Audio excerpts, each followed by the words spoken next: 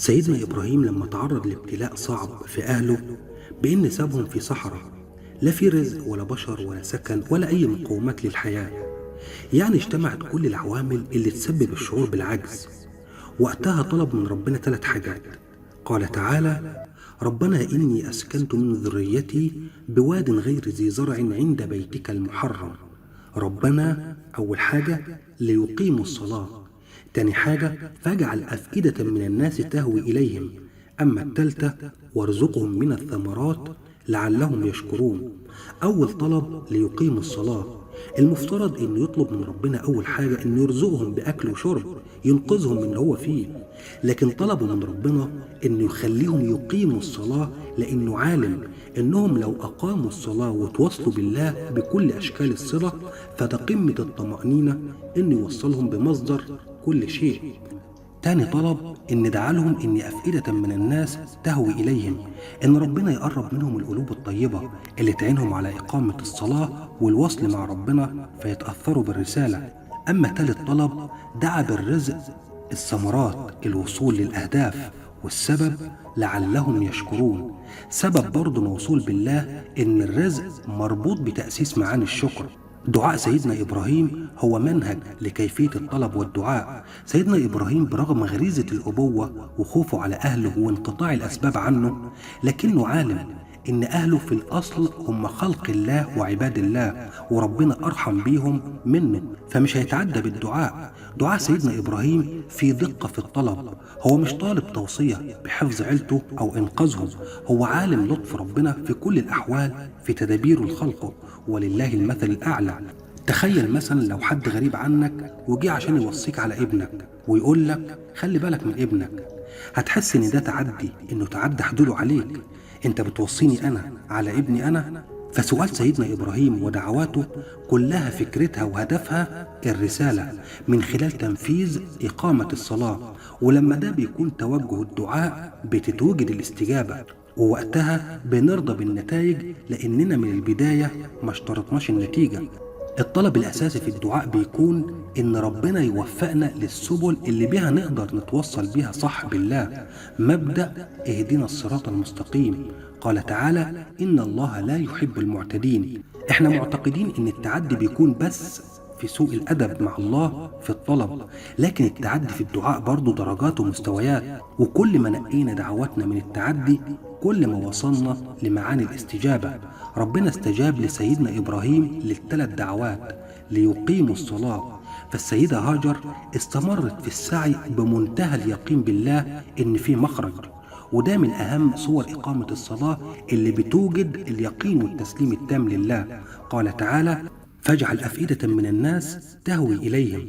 المكان ده بقى مكان الكعبة، مركز تجمع للمسلمين والطواف حوالين مركزية واحدة وهدف واحد اللي هو ربنا. قال تعالى: وارزقهم من الثمرات لعلهم يشكرون.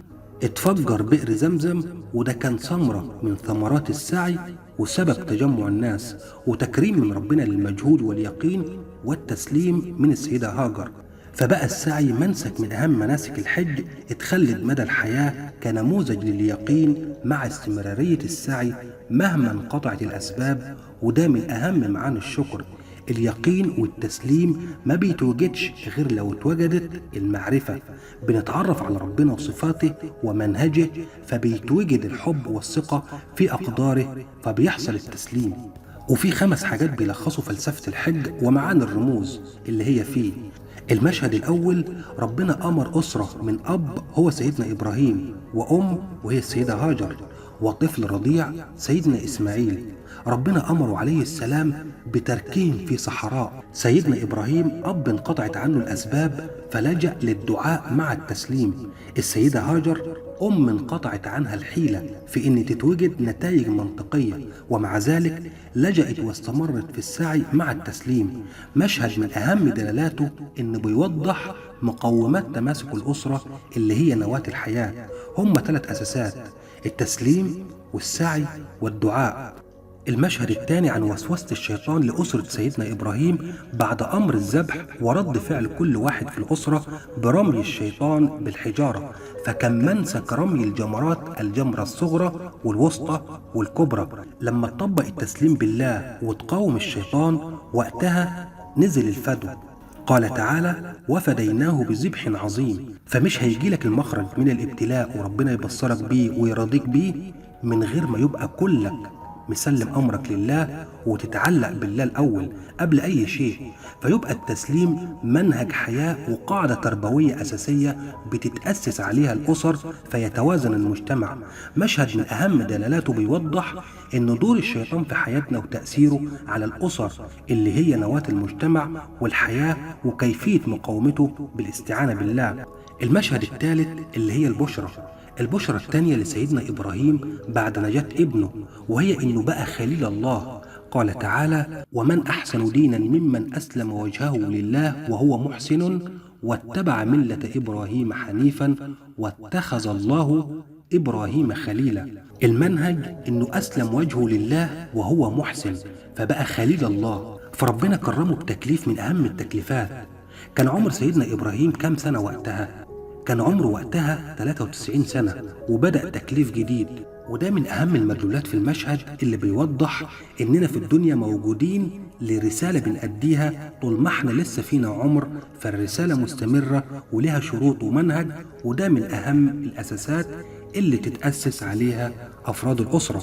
المشهد الرابع إن ربنا سبحانه وتعالى أمر سيدنا إبراهيم ومعاه سيدنا إسماعيل ببناء الكعبة عشان تكون رمز للمقصد والهدف من الدنيا وهو ربنا، والطواف والالتفاف حوالين مقصد واحد والتسليم لله فقط. وده من أهم مدلولات المشهد ده. الكعبة والطواف مش مجرد بنلف حوالين حجر، طوافنا هو رمز للمسار والمحيط اللي ما بنخرجش عنه في كل حاجة بنعملها في حياتنا، توضيح المقصد والهدف. ودي القاعدة اللي تتأسس عليها الأسر. أما عن المشهد الخامس والأخير قال تعالى: وأذن في الناس بالحج. الحج يعني السعي للوصول لمقصد محدد. فكان رد سيدنا إبراهيم: يا رب، كيف أبلغ الناس وصوتي لا ينفذهم أو لا يصل إليهم؟ فقال الله: نادي وعلينا البلاغ. فنادى سيدنا إبراهيم فكانت التلبية من الكون: لبيك اللهم لبيك. وهي دي الفكرة الأساسية والحكمة من الحج، تطبيق معنى لبيك اللهم لبيك. وده مختصر العقيدة والإسلام.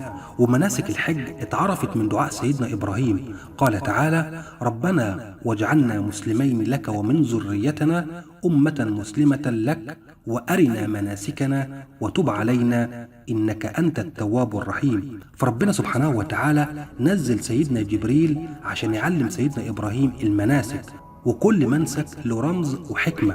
البداية من وقفة عرفات، هو المكان اللي ربنا أشهدنا فيه على روبويته وإحنا أرواح في عالم الذر.